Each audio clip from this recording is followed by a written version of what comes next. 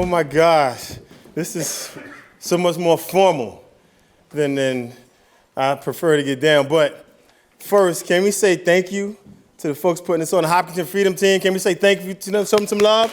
Show them some love? Absolutely. And then some more love for all the Freedom Teams that are here. All the Freedom Teams, show the love for all the Freedom Teams that are present. And then the TV, show love for the television folks at home. This is good. And folks, we can't ignore the fact that in the world right now, there's all kinds of pain. Yeah? Exactly, right? A lot of it getting TV time and some of it not getting TV time. But regardless, there's a lot of pain in the world. So we need to allow that to be present in the space. And so when we have conversations like this, conversations, not confrontation, when we have conversations like this and we come together in the space, we got to make room for what's behind the faces that we have. Most folks came in here, had a smile on and good things, but behind those faces, a lot is going on. There are a number of protests happening right now for a number of reasons that many of us may know, many of us may not know about. But they're happening. There are things in life that are happening. And so we need to recognize that and allow that. In order for your full self to be present, we got to name that and let that be. If for some reason you need to take a moment to step away and go outside or something to get some air, sometimes we need that. It's okay. Let me hear you say it's okay. It's okay. All right, now, let's be accountable for each other a little bit. Turn to the person next to you and say, I'm going to be there for you. Now, you did that the first time because I asked you, and I'm like the guest. And like Susan, my friend Susan right here, you are my friend now. As soon as I came, and Susan was like, oh, I like that jacket. Let me tell you about this jacket. Tell me about this jacket. Did you make that? Did you? And then I got an introduction, and then she said, you're famous. I was like, I am not famous. I love your energy. So we just knowing each other. So now we're absolutely will look out for you. Absolutely. And so now I want you to mean it when you say it to the person. But if you don't mean it, don't say it. And it's okay. It's all right to not mean it. We don't have to all be in the same headspace all the time. We don't do a good job of letting that be the case. We do a good job at the conformity thing, but saying, you know what? We ask you to be an individual, but always don't want that. So I'm asking us to be there. So if the person who just said it to you doesn't say it to you this time, it's not personal. They're just allowing their full selves to be present in this moment. 5 minutes from now, 10 minutes from now, 20 minutes from now, they may be in that space. So you know what? I got you, kind of thing. So now, don't bug out if they don't say it. It's okay. Turn to the person next to you and say, I'll be there for you. All right? So, now, there are a number of people who absolutely wouldn't think that it was necessary to have us come together today. There's some folks that think this may be a waste of time, and I disagree with that. Your presence here is demonstrative that that's not the case. And so with that being what it is, what I ask us to do is affirm who we are and what we are about. So if you could repeat after me, say, lived is my legend. Oh, yeah, come on, we have more energy than that. Lived is my legend. It does not stop in heaven. It begins at thought. And is this life. I am my legacy. We are our legacy. You got it now? You got it? I see you thinking through it. I see you thinking through it. Exactly. So that you said it, you believe. Now, the other piece that I got to share, folks, it says heaven, and heaven is a metaphor for things that we love and things that we appreciate. So that's what that is. It's not a spiritual piece there, so that's why that's in there for folks. So now that you know what it is, let's rock it one more time. Lived is my legend. Oh, there's more energy there now. It does not stop in heaven. It begins at thought. And is this life. I am my legacy. We are our legacy. Turn to the person next to you and say, we are our legacy. Turn to the person behind you and say, we are our legacy. Tap the person in front of you and say, you smell good and we are our legacy. You smell good, we are our legacy. So folks, tonight is a legacy. I'm going to get to the place about the Freedom Team in a moment, but it's necessary. I always tell folks whenever you do something, the setup is necessary. Usually when things go awry, it's because people don't understand, or they don't feel there's transparency, or they haven't been informed about everything, or been set into the space. It doesn't feel equitable. It doesn't feel like it's a balance there. So this is part of the balance of this evening. It's important to take this journey, this part of the journey to get there, okay? Because it's so important that we believe what we're talking about. It's important. It starts at belief. It begins there. If we don't believe, it does not exist. If we don't believe, it's not possible. There is no love without belief. You can't have one without the other. It's just not possible. Love is not always, I just tweeted the thing out today. Love is not always happy. It's not easy.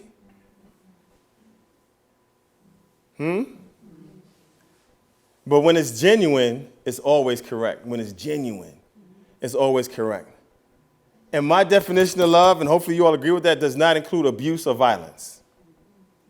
I know there's different love languages and things like that, but it does not include violence or abuse. Can we agree on that?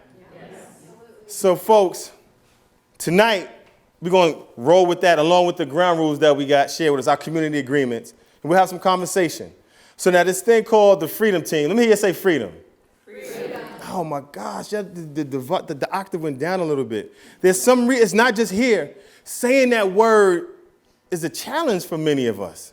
Like to hear, every time I ask folks, and I ask folks a lot to say it, it's like freedom, like a question. It should be a definitive. You know what I mean? It shouldn't be a question. Let me say freedom. Freedom. Like mean it, freedom. Freedom. Like it belongs to you, freedom. Freedom. This is that thing. It's one of those things that if you don't have it, you know what it is. I was having a conversation about belonging. In schools now, this thing, belonging is the word right now. Raise your hand if you can define what belonging is. Don't raise your hand. Tell me, what does belonging mean? What does it mean? Being a part of something. Being a part of something.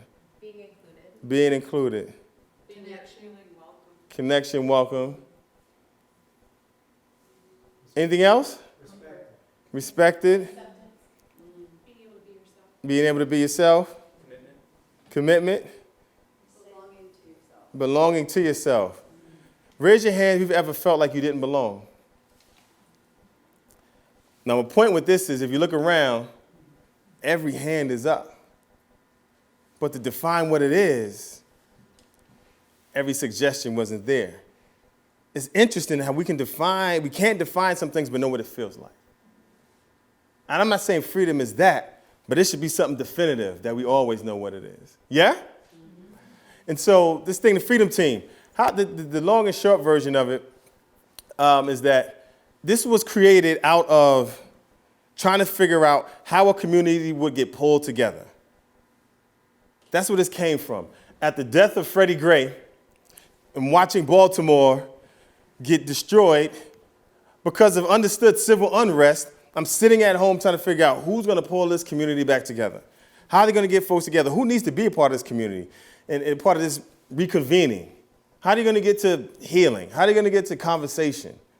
How's that going to happen? And so then I started thinking in the place where we were, my family and I lived at that time, which was in Natick. Enough love for Natick.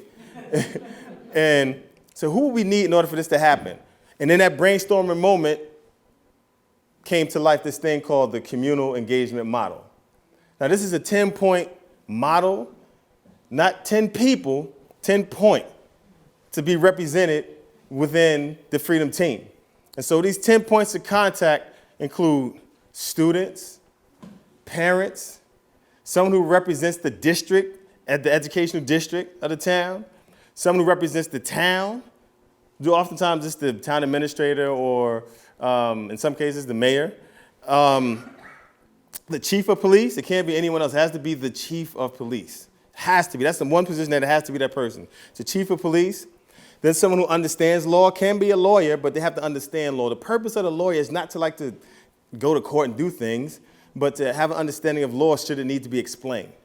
Then someone that does restorative justice work and trainings, and someone that is a clinician that's able to provide clinical support from a place of trauma-informed lens and also multicultural awareness. And then someone who is connected to the different faith backgrounds within the community. And then finally, someone that can navigate social media, if ever that be the case. and that needs to happen. Those 10 points of connection connects to any point in a community should, if, when something happens in any given community. And if the area is more urban, like a Boston or where I'm from, New York City, then it gets broken up by police precinct. Because in most of those communities, there's a precinct in every community. So you pull the same resources together, but based on the police precinct. And this thing that started on that one night in Natick has grown. And I didn't anticipate that. It wasn't something that was the plan. That wasn't the plan. I was just trying to figure out in Natick what would we do. Spoke to the chief. She was like, I'm with it. And then I started speaking to other people. They led me to other people. That's how I met Christine. I didn't know Christine, but folks let me say, you got to talk to Christine. She runs Spark Kindness. And I had heard of them and stuff like that, but I was like, then I met Christine. It was like, okay. And then Christine put me in touch with other people. So I learned different people. And everyone said yes. No one had to be convinced. Everyone was like, let's do it. It felt like the town said, you know what, we have something in place. This may be something that assists, because folks talking about Spark Kindness. Everyone knows about Spark Kindness in Natick, because there's like, I don't know, 1 million people on that list. But these people are not just names on the list. These people are active, trust me. And so that got created. Then at the time, the university that I'm working at there is in Waltham, and so we said, why not get someone started there? And so then it happened in Waltham. And then someone contacted the Natick police from Wellesley, and Wellesley wanted to get a part of it. And so how this happens is, usually, I ask folks to connect with the chief of police first, because they're probably going to want to know what it is and make sure that it's not fraudulent, that it's not a joke, that it's not trouble. So speaking but at that time, the chief of police in Natick was like, you know, have anyone talk to me, Jamil, it'll be okay. And he was more than willing to talk to any of the other, his compadres, his colleagues, to say this is what it is. And so, and he's always been that way. And so now there are a couple of chiefs of police, all of them that are like, you know, if someone needs to talk, have them talk to me so they understand what's going on and that it is a good thing and a helpful thing. And so it continued to grow and grow and grow. And so now, again, there are, I would say 7 point, I said 8, but it's more like 7.7 kind of thing. Because is Whitman here? Is Tom here? Tom? Oh, I thought Tom was coming tonight. So Whitman is like this close to finishing the development of their own Freedom Team. And it's beautiful. So what ended up happening was we have these teams, and so Kathleen and Dawn, respectively, were like, look, we need to get people together, Jamil, get folks together. I'm like, go ahead, do it. Get people together. They're like, Jamil, no, we got to get folks together. I said, all right. And so at their encouragement, it was something I had thought about, but they really put the energy behind it. It started this thing called the Freedom Team Network. And the reason why all of you are here this evening is because of the two of those folks putting the energy forward to say, let's get folks together. And so if we could show them some love for that, for pulling this together, get folks together. And so that's why we're here. That's why this happened. And then a beautiful thing happened after the second time the network met. The students that were part of it wanted to get together and have their own branch. So there was like the Young Scholars Freedom Team Network. Now they met like a couple times and were moving, and then summer came and life happened, so we got to get them back together, kind of thing, get them going. But the thing was, they wanted to move and do something, so it was just great. There were a couple of times, I won't get into the situations, but there were a couple of times where this network actually helped out each other, where one Freedom Team in one particular town was going through something and contacted another Freedom Team and said, hey, can you help us out with this, that, and the third? And it actually happened. A number of times where that has happened. The Freedom Teams have been helpful in, understand this too, the baseline purpose and mission of the Freedom Team is to preserve unity through unity in the community. Preserve freedom through unity in the community. That's the baseline mission statement. But oftentimes a Freedom Team will embellish on that and go a little bit further and define it a little bit more. Like if you go to the Hopkinton Freedom Team's website, they have more than that. If you go to Franklin, they have more than that. And so if you go in Natick, they have more than that as well. So if you go to some of those web locations, you'll see what they've done with the actual mission statements. Just customize it to the community. That's the beauty of it. And the reason why it also works is because the people believe in the people who are there. It's nonpartisan. It's not part of whoever's in harm, we want to help folks. This is about bringing folks together and taking care of the community. It's not a thing where it's not divisive at all. That's not what we do. That's not my lane. I don't do that. I don't do that well. Bringing folks together, that's something I love doing. And so that's what this is. It's for that purpose. This is a group of people that says when something happens in our community and you're trying to figure out who to contact, we have our hands up already. We are that group of people. This team, all the teams meet at least at a minimum once a month. And there's typically a web page that's connected with it and a phone line that's connected with it as well. And there's an email address that's connected to it equally. Usually, things come to the Freedom teams through word of mouth more than anything else.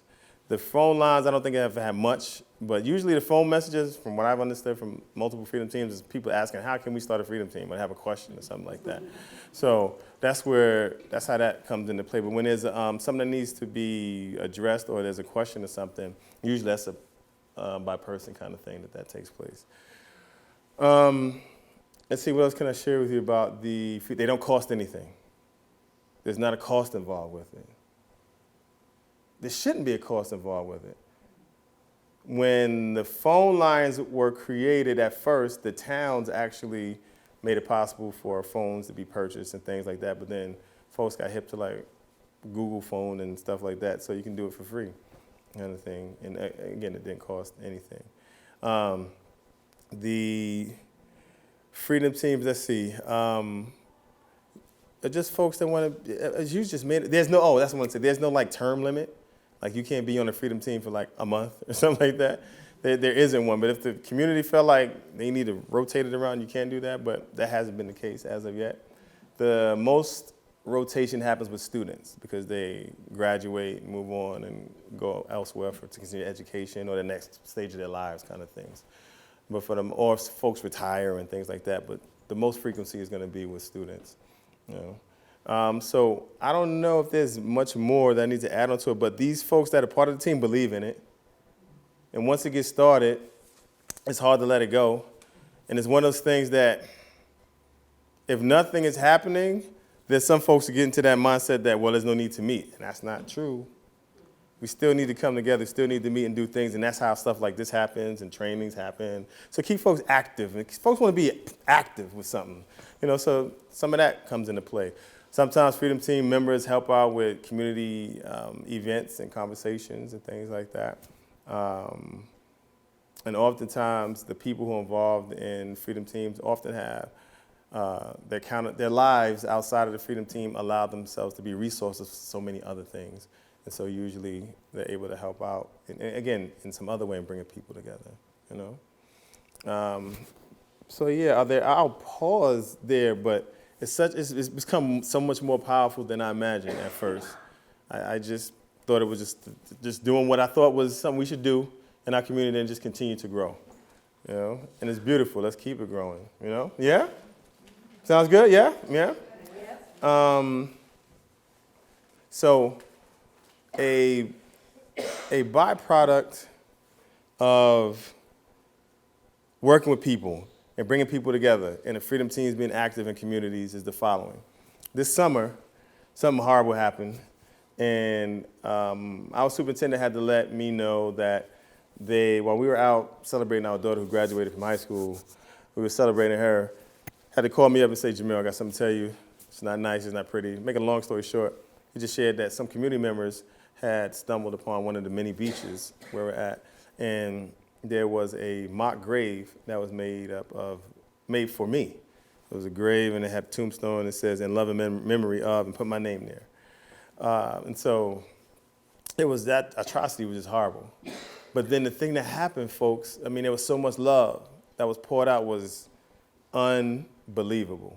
More than for me, it had made my family feel good about me being back and returning.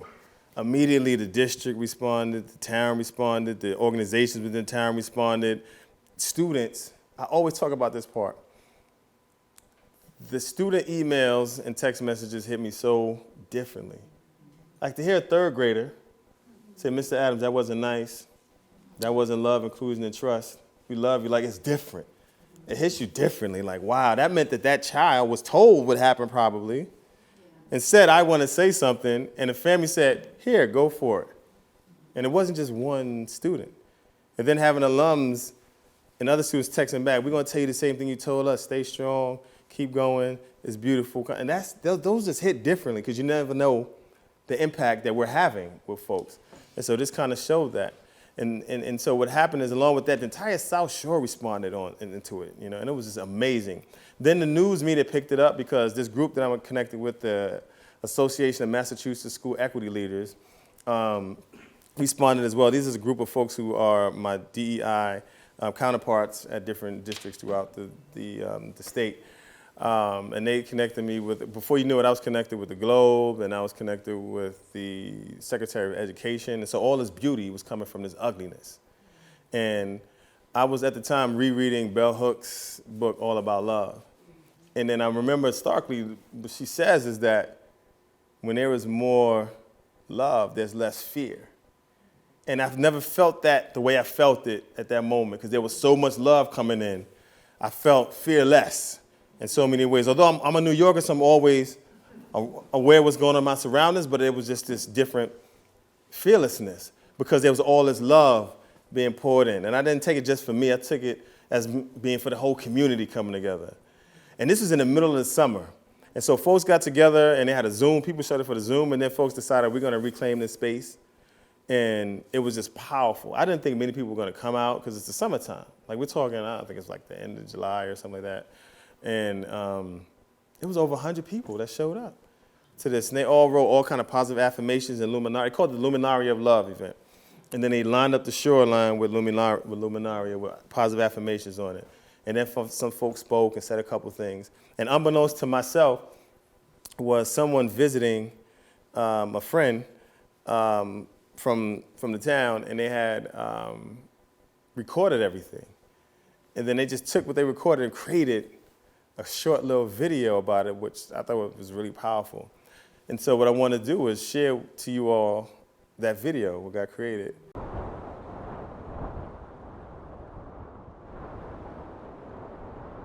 We must remember that hate cannot flourish in isolation, but instead it withers in the face of love. It's not hard work, it's hard work. Now it's our time and our turn. We are the people meant to be alive right now to navigate these times, to further the journey toward together. Lived is my legend. Lived is my legend. It does not stop in heaven. It does not stop in heaven. It begins at thought. It begins at thought. And is this life. And is this life. I am my legacy. My legacy. We are our legacy. Our legacy. We are our legacy. Our legacy. I ask that we allow our legacy to be one of love. Our voices of love shall drown out any implication of hate. Together, we forge ahead, sticking together the threads of our diverse backgrounds into a beautiful tapestry of unity and love. A place where love triumphs over hate, where light overpowers darkness, and where every individual, regardless of who they are or where they come from, can flourish and thrive. Thank you all for being here, and let our unity and love be a beacon that guides us forward. And as my friend Jamil always says, be the love that hate can't stop.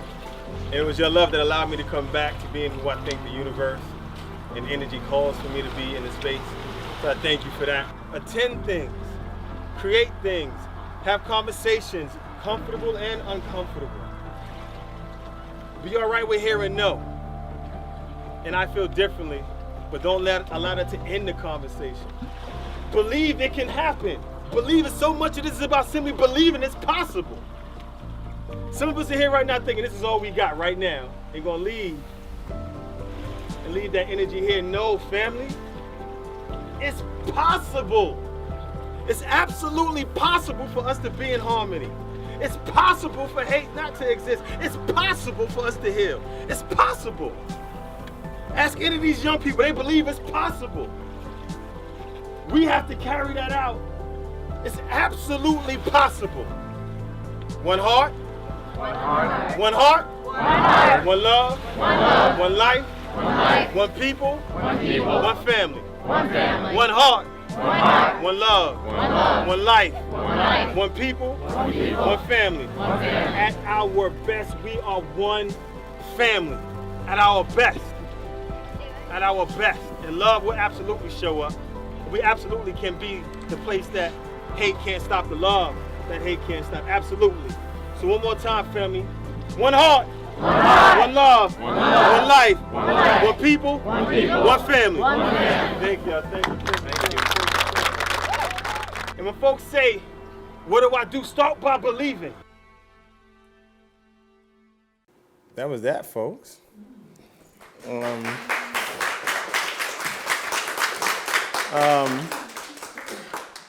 So yeah, people coming together. That's what I learned from that. Also, the media piece was so unexpected for me.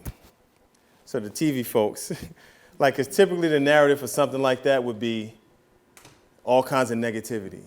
It was horrible, I'm angry, this place is ridiculous, they don't care, kind of thing. That was not my narrative, that wasn't my experience, that's not what it was. And when every time I met with someone from the media, I said, I need for you to retell a story of how the community has responded. Because usually we don't hear that. As recent as today is, it's Monday, right? Yeah, today's Monday. So as recent as last Thursday, I still got more stuff coming in, more love still pouring in. From in the summer, more love. And so tell that story, and the folks did. The Globe did, Patriot Ledger did. One night with my family night, now this was something different. This is a time where we had to have a family meeting about this, because we just didn't know what was going to happen. You just never know. And so I had to talk to my friends, like, look, if something happens, here's some of the passwords, the codes, take care of my family. Like, these were serious conversations. I never had to do that before. And my life has been threatened before, but this was the most visceral. This was one that kind of hit different. And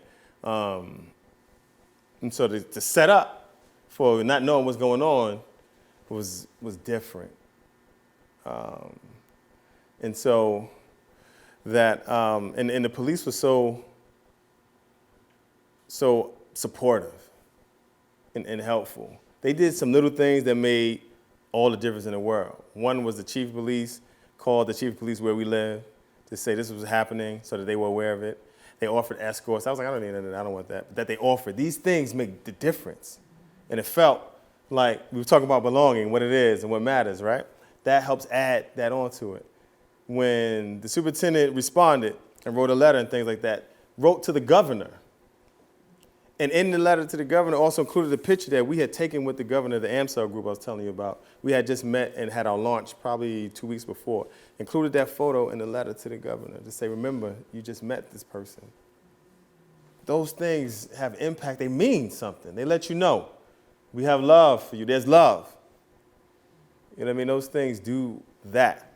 And so the night, one additional piece with the media was that my family and I was sitting, and this is after we had the family meeting, and then my face comes up on the screen. I didn't even realize that. We had the news on in the background, and there's my face. And then the anchor woman ends it by saying, and Jamil says, when hate shows up, you show it more love. I was like, oh. I had to rewind it and record it. I said, we got to record that. But that they ended with that was significant. But it also shared that folks want love. Folks want it more than we admit to it. Folks want that. And it's hard sometimes to let that be present depending on what we're going through. It's hard. I wasn't in that space when I heard about that. I was not in that space. But then the love coming, it just has impact and allows you to morph differently. Again, less fear when there's more love. In some ways, less uncontrolled anger kind of thing. Maybe. I'll have to think about that a little bit more. Because I was definitely in a place where I said, you know what? Thanks for telling me I need to go back and I need to stand in that space to find out who this was. Not to get into any violent altercation, but to say, look, you know what? What's up? What happened? It was a different energy than wanting to find out what's up. Because that person, that people, whoever did that, I want them to feel that love too. We need them to feel that love. I don't know if they made that because they didn't feel the love. But if they felt it, they wouldn't have done that. So we need that love to be present. It's that powerful. And it's just this clarity for me with it. And so I share that with you as best I can, and I believe in every fiber about it. And if I don't, I shouldn't be in front of you. If I don't, I shouldn't be doing what I'm doing in Scituate. But I absolutely believe it, the possibility of us, the we of it. You know. Are there any questions? Preguntas?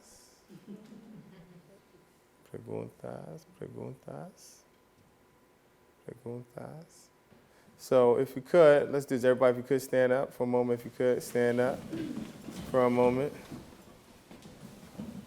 And I would like you to say the following thing. Say, I am love. I am love. Say like me, I am love. I am love. Turn to the person next to you, say, you are love. You are love. Turn to the person on the other side of you, say, you are love. You are love. Say, we are love. We are love. I am love. I am love. You are love. You are love. We are love. We are love. I am love. I am love. You are love. You are love. We are love. We are love. Folks, let's immortalize this love. If you could take out your phones, people who know me know I'm getting ready to do it. If you could take out your cell phones for a moment. Take out your cell phones for a moment. We're going to transition into the next part of our time together, but this is how we'll do it. On the count of three, if you could, everyone say permission or consent. 1, 2, 3.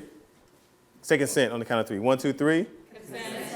Consent means permission. So what I want you to do is leave the space where you are right now and then mosey around and ask for the consent of someone to take a selfie with them.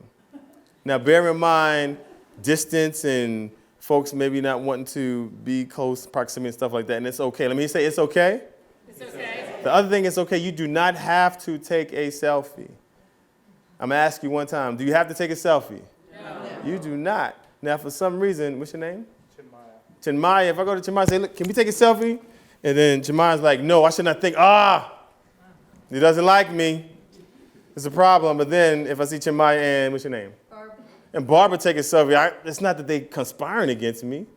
It just wasn't in the universe's plan for us to take a selfie. It's just what it was. Don't take it personally. Okay? Yeah? And then what I may ask folks to do is send the copies of the selfies to me, the ones that you think that are best, and then